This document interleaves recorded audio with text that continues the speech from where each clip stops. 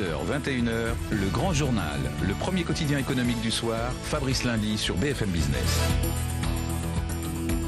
Avec nous ce soir dans le Grand Journal sur BFM Business, Gilbert Roger, bonsoir. Bonsoir. Premier vice-président du Conseil général de Seine-Saint-Denis. Vous êtes élu socialiste, vous êtes en charge du développement économique, vous êtes en charge de l'emploi.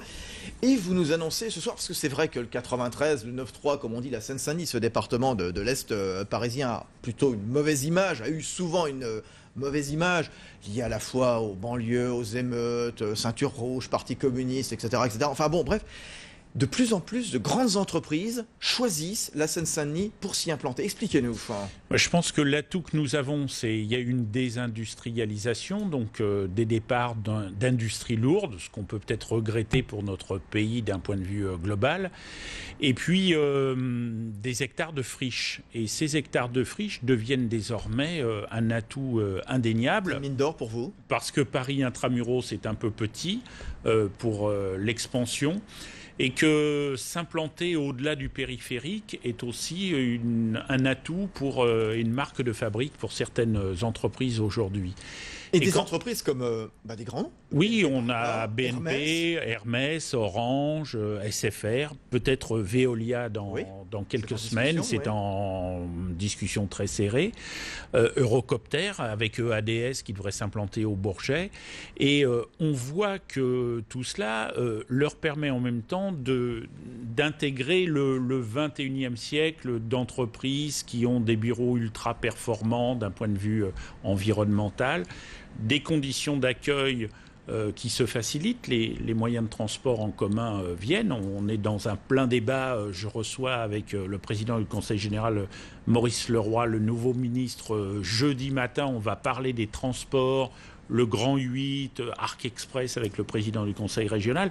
Donc tout ça, ça va aider ces entreprises à s'implanter. À s'implanter sur des superficies assez confortables. Assez confortables. On ne manque pas de foncier.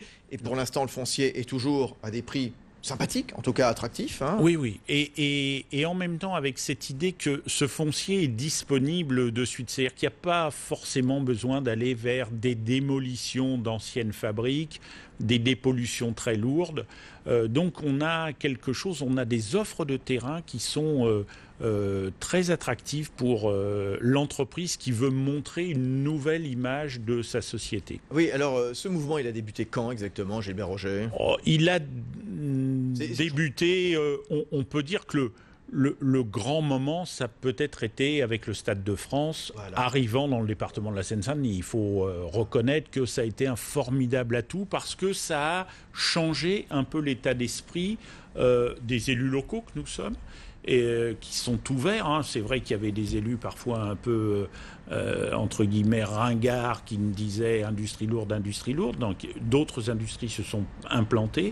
Et ce stade a apporté beaucoup au développement et à l'image de marque. Oui, parce qu'il y a Seine-Saint-Denis et Seine-Saint-Denis nécessairement. Et il y a nécessairement des endroits privilégiés. Et vous le citez spontanément, vous, Gilbert Roger, premier vice-président du Conseil général, dirigé depuis maintenant 3 ans par le socialiste Claude Barthelone. C'est-à-dire que c'est passé du Parti communiste pendant ces longues décennies au Parti socialiste. Le Stade de France, toute cette région est privilégiée. Il y en a d'autres également. Il y en a d'autres, puisque nous avons un beau développement autour de Noisy-le-Grand, Marne-la-Vallée, ce qu'on appelle. On a la Cité des Cartes, des belles entreprises. Tout à fait.